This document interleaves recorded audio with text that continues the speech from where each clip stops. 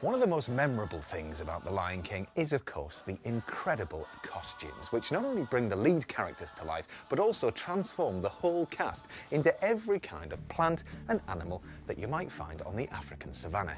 With so many intricate costumes to create and look after, the work that goes on is staggering. So let's visit the wardrobe department to find out a little bit more. The costumes, and when you look at what Julie designed, have a fundamental idea at play, which is to use natural materials, or to appear like we're using natural materials, to represent the earth and the planet and the savannah itself.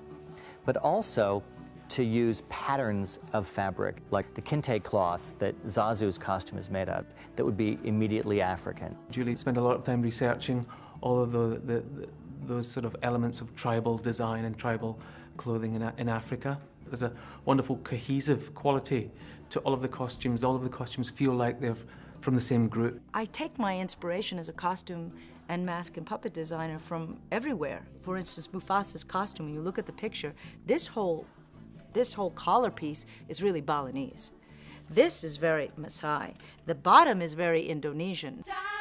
As well as the costumes for the show's principal characters, the work that goes into the ensemble's costumes is just as extensive.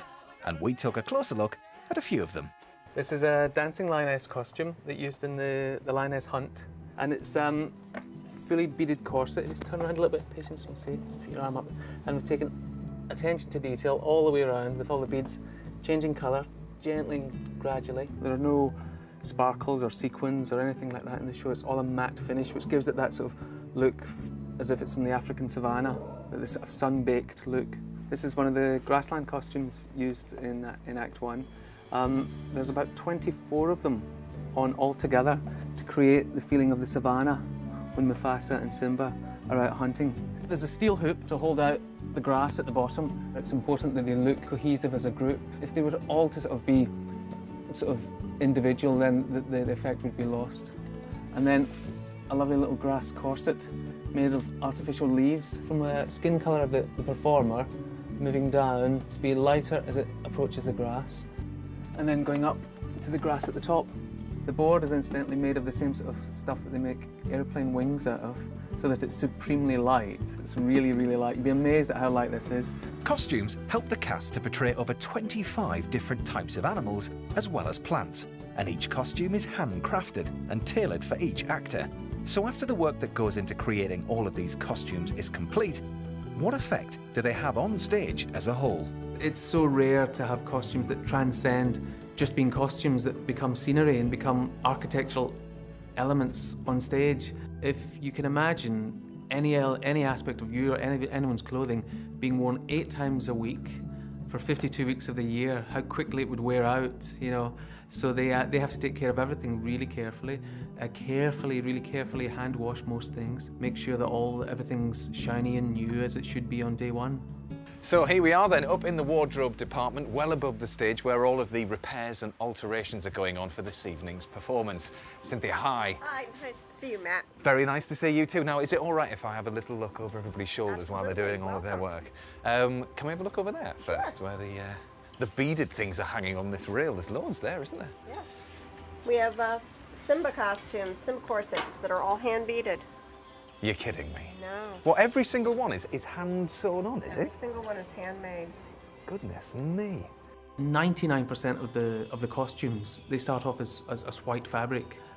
So everything is dyed or screen printed or painted or digitally printed, and that's an enormous job.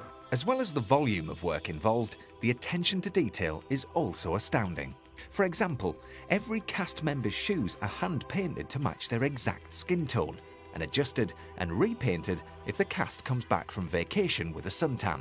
So, with all these costumes hanging up and waiting to be worn, it seemed only fair to try one on. Do you know what, Cynthia? I think Zazu's costume might just fit. What do you reckon? Let's give it a try. Yes? This is the hat as well? That's the hat. Super. Well, if you'll excuse me, I'll get changed.